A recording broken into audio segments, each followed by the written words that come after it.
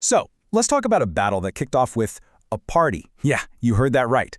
It exploded into absolute chaos, and you could argue pretty much set the stage for the entire 20th century. This is the story of a surprise attack that really did change everything. Okay, so picture this. It's February 8th, 1904. We're off the coast of Manchuria on a really chilly night, and there, sitting at anchor, is the pride of the Russian Empire's Pacific Fleet. We're talking 7 huge battleships, 6 powerful cruisers, all just sitting there under the stars. It's dead quiet. You can just hear the water lapping against these giant steel hulls. There's this feeling in the air, you know? Like they're completely untouchable. And this is where it gets absolutely wild. There was zero sense of urgency. I mean, none. On the deck of the flagship, the Petropavlovsk, were the senior officers on high alert? Nope. They were literally clinking champagne glasses. It was a birthday party for the fleet commander's wife. Now, yeah, tensions with Japan were super high, but the Tsar himself had said, do not fire first. So they just felt totally secure, almost arrogant, really. And then, boom. The entire night is just ripped apart by these huge explosions. But get this, on the flagship, their first thought isn't we're under attack. The partygoers actually think the sounds of deadly torpedoes hitting their ships are just a birthday cannon salute. Can you believe that? They are that unprepared. In the total chaos that follows, the Russian ships just start firing like crazy into the darkness, shooting at pretty much anything that moves or doesn't. I mean, how does that even happen? Seriously, how does an entire fleet get caught by surprise at a party? This wasn't just some tactical oopsie. No, this was a moment that basically peeled back the curtain and showed the world what was really going on inside this global superpower. And to figure out how this all went down, we've got to rewind a bit and look at the bitter rivalry that set the stage for this one explosive night. So yeah, this whole thing didn't just happen out of the blue. It was really the boiling point of a long, super tense standoff. You had 2 empires, and both of them wanted the exact same thing. So let's meet our 2 rivals. Okay, on one side you've got the Russian Empire. Think of a giant, sprawling power that is desperate for a warm water port. See, their main Pacific base up in Vladivostok, it would freeze solid for months every single year, which basically crippled their navy. Port Arthur was the key to having year-round naval power. And on the other side, the Empire of Japan. Much smaller, sure, but modernizing at lightning speed. They were sick of being pushed around by European powers and were dead set on building their own empire. And guess what? Both of them had their eyes on the exact same prize, the resource-rich lands of Manchuria and Korea. And you can just see how things escalated, step by step. First, in 1897, Russia basically strong-arms China into leasing them Port Arthur. Japan, feeling squeezed, turns around and signs a major alliance with Great Britain in 1902. Then Russia promises to pull its troops out of Manchuria, but does the exact opposite. They send in even more. By the time we get to early 1904, Japan's looking at this and thinking, okay, these negotiations are a total joke, Russia's just stalling. They decided right then that if a war was going to happen, it was going to happen on their terms. And that brings us right back to that night, February 8th. Because while the Russians were popping champagne, the Japanese were in the middle of executing an incredibly daring, meticulously planned attack. So let's talk about the 2 admirals calling the shots. Leading the Japanese charge was Admiral Togo. This guy was a brilliant, super disciplined commander. He knew his navy was smaller, but he also knew it was better trained and more modern. His opponent was the Russian Admiral Stark. And, well, Stark, like a lot of his fellow officers, totally underestimated Japan. He just couldn't imagine they'd have the guts to strike his powerful fleet. Now, Togo's plan was seriously bold, but it was also brilliant. He wasn't even trying to sink the whole fleet in one shot. Nope, his goal was much more strategic. Step 1. Use his fast, sneaky destroyers to slip in under the cover of darkness. Step 2. Launch a surprise wave of torpedoes right at the biggest warships. Step 3, and this is key, was to cripple them, not necessarily sink them. And Step 4? Create so much chaos that the entire Russian fleet gets bottled up inside Port Arthur, basically making them useless for the rest of the war. And they pulled it off. In the pitch black of night, Togo's destroyers just slipped right past the Russian patrols. The Russians actually thought they were friendly ships returning to harbor. Can you imagine? So the Japanese destroyers get into perfect position and they let them fly, a total of 16 torpedoes aimed right at those brightly lit Russian warships. But here's where the story takes a weird turn.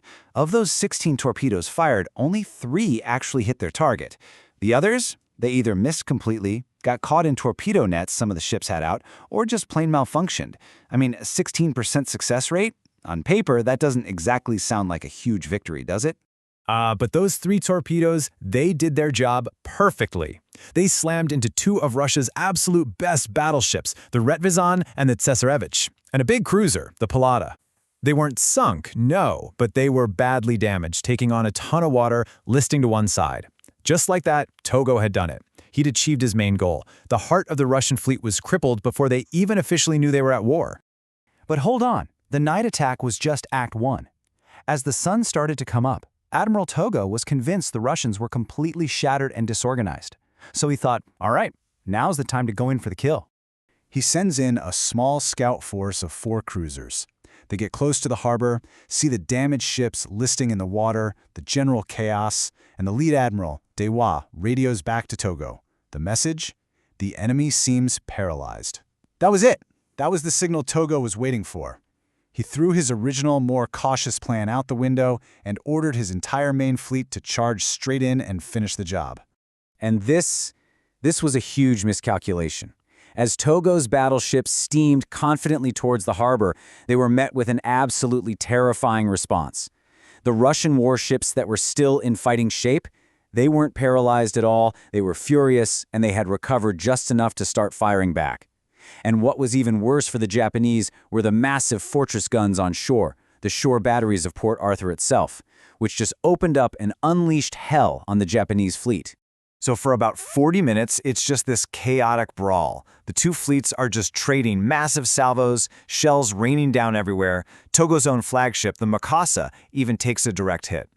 And it's then he realizes, okay, that scout's report was dead wrong. We're going to lose our own precious battleships to these fortress guns if we stick around.